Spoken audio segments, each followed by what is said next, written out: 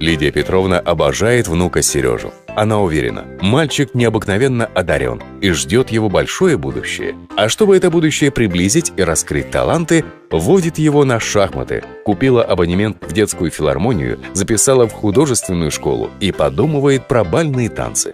А вот зять Лидии Петровны, Алексей, твердо уверен, что мальчишке все эти интеллигентские нежности ни к чему. Надо заниматься спортом, боксом, борьбой, хоккеем, чтобы в жизни за себя постоять. После очередного спора с тещей Алексей, человек несдержанный и резкий, заорал: «Не дам парня портить, это не мужское воспитание.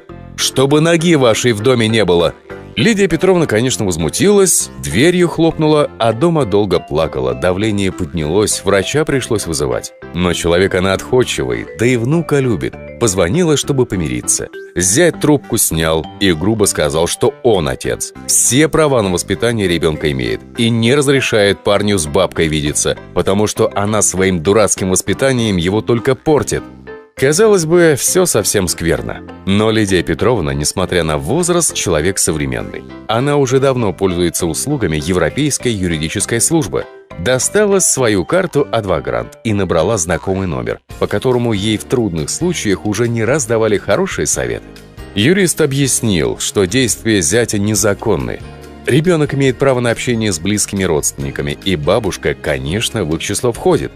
В общем, получается, что права ребенка нарушены, и можно обращаться в суд, решение которого определенно будет не в пользу хамоватого папашу.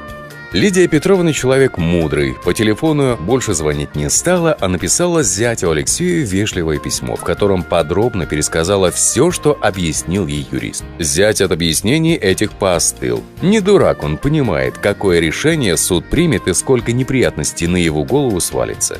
Вот и решил миром с тещей договориться. Пусть шахматы, пусть рисование и филармония, но к этому еще и хоккей. Лидия Петровна против хоккея не стала возражать. И теперь видится с внуком, любимым своим, ежедневно. И зять с ней вежливо здоровается. И правда, худой мир лучше доброй ссоры.